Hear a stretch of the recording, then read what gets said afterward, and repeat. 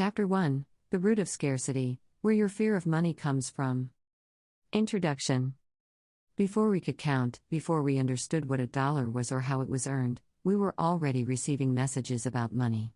These messages were woven into the fabric of our family life, whispered in the tone of our culture, and etched into our psyches through early experiences. They were often unspoken, communicated through a parent's worried sigh, a societal narrative, or a comparison with a friend. Yet, these subtle signals formed the very foundation of our financial subconscious, the invisible operating system that runs in the background of our financial lives. This chapter is your guide back to the source of your unique money story. It is a compassionate excavation to help you uncover the roots of scarcity and fear, not to blame the past, but to understand it. For in that understanding, you begin the sacred journey of rewriting your story from a place of conscious choice. 1. When money becomes a shadow of anxiety. Have you ever heard things like these growing up? Money doesn't grow on trees. We're not like those people, we can't afford that. Do you think I'm made of money? It's rude to talk about money. These simple, common phrases did more than convey information, they quietly planted seeds of fear, lack, and anxiety in your subconscious long before you had the cognitive ability to question them. They painted a picture of money as a scarce, difficult, and often morally ambiguous force. As you grew older, this early programming began to manifest in your life. You began to feel a subtle, persistent anxiety around wealth, a confusing inner conflict.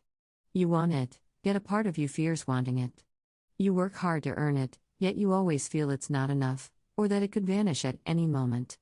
Money became a shadow, something you both desire and fear, a symbol of both freedom and burden. It walked with you, this shadow, affecting decisions large and small, from career choices to your morning coffee. Case study: Elena's invisible ceiling. Elena, a talented and creative graphic designer, consistently found herself stuck at a certain income level. She was capable of earning significantly more, but every time she neared a financial breakthrough, a big new client, a raise, she would unconsciously sabotage it. She would delay client projects, undercharge for her work, or become overly critical of her own proposals. During a coaching session, as she explored her resistance, she recalled a vivid memory from when she was 7 years old. Her father, after losing his job, sat at the kitchen table, head in his hands, and told her, "People like us don't get to be rich. We just have to work hard and be happy with what we have." That sentence, spoken from a place of his own fear and defeat, became an invisible ceiling in her mind. For decades, it dictated her financial reality. Until she brought it to light, acknowledged its origin, and consciously chose a new belief, it continued to run her life. 2. The archaeology of your money story. Your financial behaviors are merely the surface artifacts. To truly heal, you must become a gentle archaeologist of your own psyche, carefully uncovering the layers of your money story. The surface layer: actions and results. This is what you see: debt, savings, spending habits, your current income. It's the what? The conscious layer: stated beliefs. These are the opinions you readily voice. Money is important. Money corrupts. I should be better with money. The subconscious layer: core beliefs. This is the hidden operating system, formed in childhood and often unconscious. It speaks in I am statements: I'm not safe. I am not enough. I do not deserve. The foundational layer: somatic and emotional imprints. Deeper than beliefs are the preverbal, felt experiences, the tension in the house when a bill arrived, the look in a parent's eye when they said we can't afford it, the shame of wearing hand-me-downs. This is where the nervous system learned its primary lesson about the world and safety. Healing practice: the layer excavation. Take your journal. Draw 4 concentric circles, labeling them from the outside in: actions, conscious beliefs, core beliefs, somatic imprints. Start from the outside: what is a current, frustrating financial action or result? Move inward: what conscious belief might be driving this? For example, I have to hold on to every penny. Go deeper: what does that belief imply about your core sense of self or safety? For example, there will never be enough for me. Find the root: what is the earliest memory or felt sense you have that is connected to this feeling? Don't force it, let it arise. Be with the sensation that comes up with compassion. 3. The scarcity belief in your subconscious. In psychology, this is often called a scarcity mindset. It's not a personal failing, It's a deep-seated, often unconscious, belief system. It's the inner voice that whispers, I'm not good enough. I don't have enough. I'm not safe.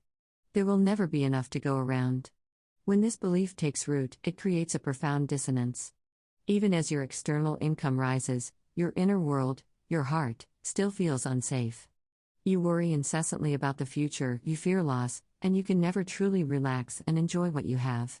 You might achieve financial goals, but the satisfaction is fleeting, quickly replaced by the next worry. In truth, scarcity doesn't primarily come from your bank account, it comes from a lack of inner security. The bank statement is just a reflection of an internal state. 4. Childhood imprints, the blueprint of your money story. Every person's foundational story about money begins at home. It's our first economic model. Your family's relationship with money became your normal, your blueprint. Perhaps you grew up in a frugal family, where your mother always said, turn off the lights, and don't waste food. Your father worked tirelessly, yet there was always an underlying worry about bills. Without anyone saying it directly, you learned, money is hard to get. Life is a struggle. I must work myself to exhaustion to deserve it. Or maybe you grew up in a home with material comfort but emotional emptiness, where expensive gifts replaced presence and conversation. You began to believe, deep down, money is a substitute for love. I am only worthy of attention when I have something to show for it. Alternatively, perhaps money was a source of conflict, with arguments about spending creating a tense atmosphere. The lesson learned: money causes pain and conflict. It's safer to not have too much. These early imprints are powerful. They are not just ideas, they are felt experiences that shaped your nervous system's response to money. They became the subconscious lens through which you view every financial opportunity and challenge. 5. The 4 invisible money contracts. Before you could think critically, you likely signed invisible contracts about how life and money work, based on your family's culture. See if you recognize your primary contract. The contract of struggle. In this family, we work hard for our money. Nothing comes easy. Life is a grind. The underlying virtue, earned worthiness. The contract of deprivation. In this family, we do without. We are not the kind of people who get what they want. Others have more, and that's just the way it is. The underlying virtue, humility, knowing your place. The contract of secrecy. In this family, we do not talk about money. It is private, shameful, or impolite. The underlying virtue, keeping the peace, avoiding conflict. The contract of illusion. In this family, we use money to look good and keep up appearances, even if it means going into debt. The underlying virtue, belonging, being accepted. These contracts were survival strategies for a child in a particular environment. You are not blaming your past, you are bringing these hidden agreements into the light, so you can consciously decide, do I wish to re-sign this contract, or am I ready to nullify it and write a new one? 6. The cycle of scarcity and fear. Scarcity thinking creates a self-perpetuating, vicious cycle. Scarcity, anxiety, control, exhaustion, more scarcity. Let's break it down. Scarcity, the core belief of not enough is activated.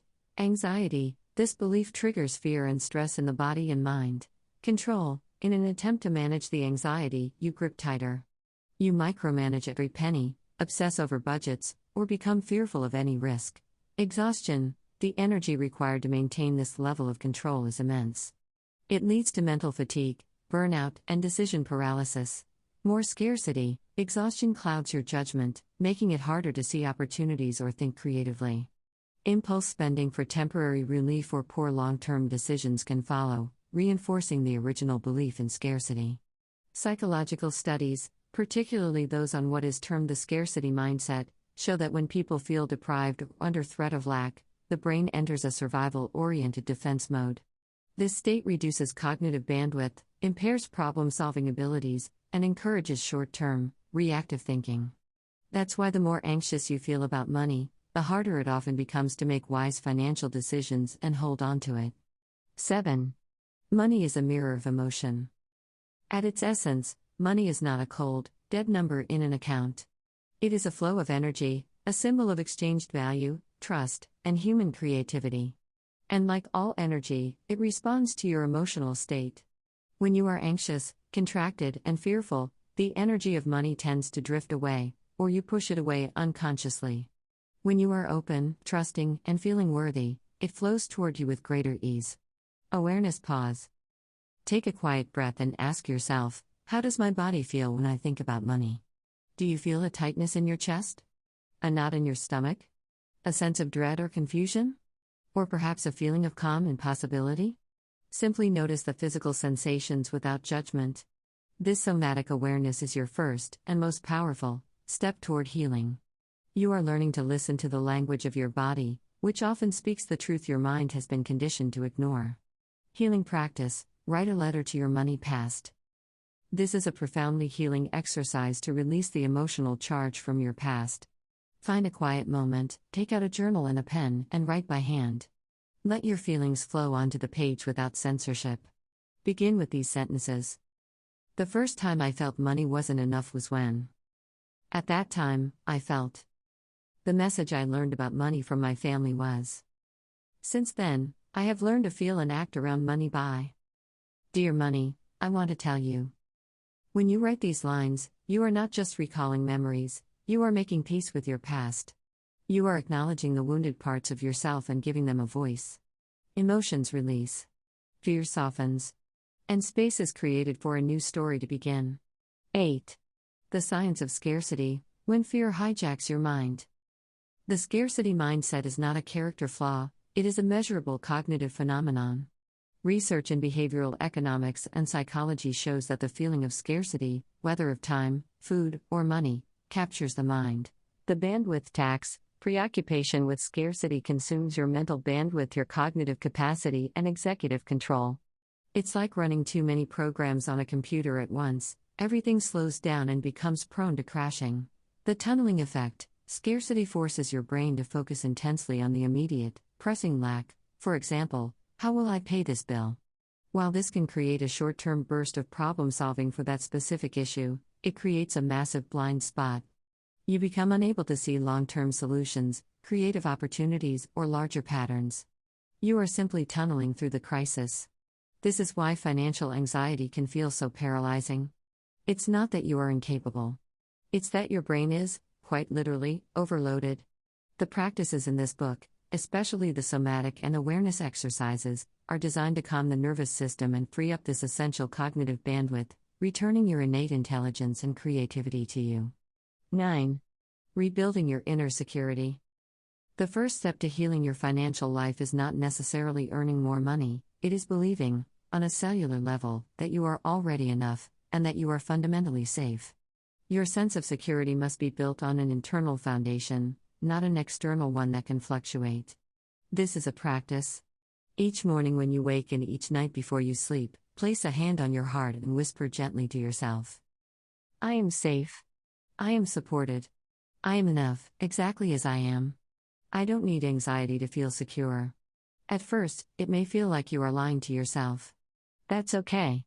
Repeat it anyway. You are watering a new seed.